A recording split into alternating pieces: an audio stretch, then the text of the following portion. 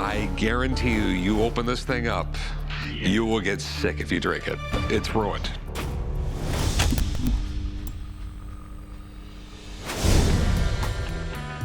I have here a 1921 bottle of Dom Perignon, unopened.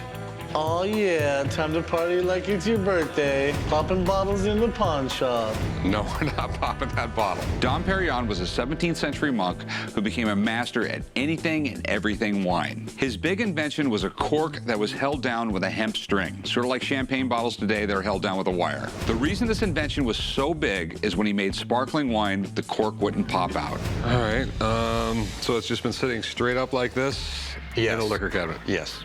Okay. As far as I know, yeah. Champagne has to be stored really cold and down on the cork. I guarantee you, you open this thing up, you will get sick if you drink it. I don't want to purchase it because it's not champagne inside anymore. I mean, it's ruined. Drinkable or not drinkable, even a wine collector might like to have this in his collection, even though he's not going to drink it, just because of the absolute rarity of it. I can see your selling point. I mean, I can try and get a hold of someone to come down here and take a look at it. 1921, the first Dom Perignon ever produced. Released in 1936, actually, on New Year's Eve, so the wine is such a collector's item. Well, the condition of the bottle, you've got some nicks here on the wax capsules. That's called the Euler's level. It's actually fairly low, so you've lost some champagne during the process. Typically happens through evaporation. When the cork dries, it actually contracts in size and allows some of the wine to actually go out of the sides and between the cork and the neck of the bottle. And you can see that there's quite a bit of sediment in this bottle too. So chances are the wine's probably pretty dead. What's it worth? You got a bottle of 21. This stuff is unavailable anywhere. It's a really cool bottle, and in pristine condition, $8,200, $10,000. In this condition, if you put it on the shelf, maybe some guy comes by, wants it just for the value of the label, and probably $1,000 maybe. Someone might pay you as much as that for it. Basically, the wine's worthless, a little bit for the bottle. Yeah, exactly. All right, well, that was some bad news. Well, if you look at it that way.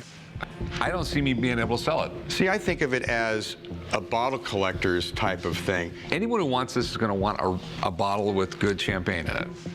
And we have a bottle with turpentine in it. I can use it. I just don't see it. I'm sorry. That's okay. Thank you very much. Another slot machine. Rick, why are we always getting slot machines in here? What do you think, Jim? Where do we live? Nevada. And what's special about Nevada? There's no state tax? So where did you get this? This actually came out of the oldest continuing running pharmacy in Golden, Colorado. This is the coolest slot machine I've ever seen. In Colorado, gambling was illegal. So if this was a slot machine, it would be illegal. They'd have tokens that were the exact same size as a penny, by the way. Basically what they did is you went into a place, you bought some tokens. You put them in the machine, and it told your fortune. And sometimes tokens fell off the bottom of it. You would hand these tokens over to the guy behind the counter, and he would give you cash for them. It was just different ways of getting around gaming laws. This thing really represents the spirit of the 1920s. It was Prohibition era, and there was anti-gambling laws everywhere. But there were also all kinds of loopholes, and you better believe people took advantage of them. All right. You got major parts missing inside. Originally, there was a mechanism to pay out coins. Right. And then they later converted it to gumballs. Right. So they took out the pay mechanism, then they took out the gumball mechanism. I think it's been recased too. I don't think this is the original wood on it. It's not. So basically what you have here is the front of a slot machine, Right. and part of the mechanism. What do you want for it? It was purchased for $600. If somebody's really into the gaming history, it's a great piece. People who buy these things, they buy them because they collect slot machines. Right. And if they buy this thing, they're buying part of a slot machine. I'll tell you what, I'll get you out of it. I'll give you the $600. And because if this thing was original and had all of its parts, it'd be worth like $4,000 or $5,000. Yeah. It Thanks would. a lot. I mean, but it's not all there. Can I get up to about?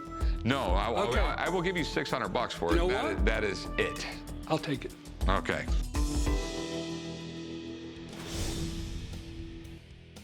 Got this old error print dollar bill. You didn't try and print this up yourself, did you? No. Errors are pretty common. Well, they're not real common. They can be worth money. This is called a foldover.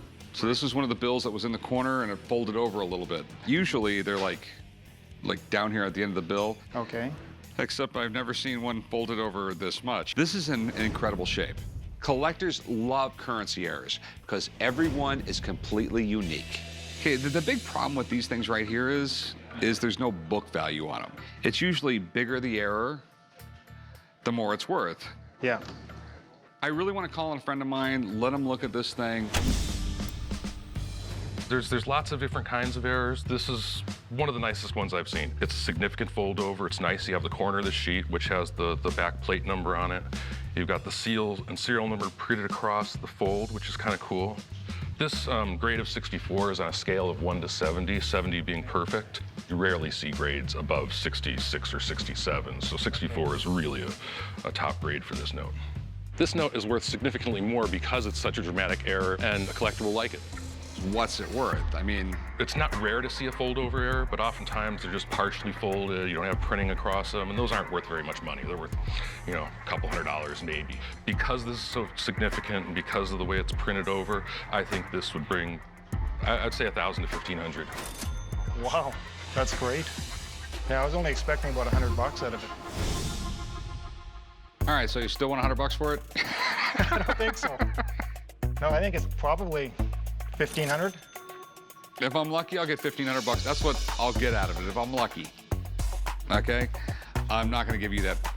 I can't do it. There's no money to be made at that. I mean, and I have to make money.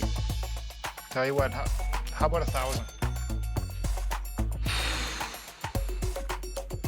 How about $600? Go a little higher, 700.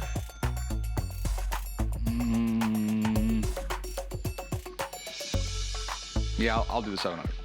700. $700. Okay. Let's it's a go deal. do some paperwork. Great.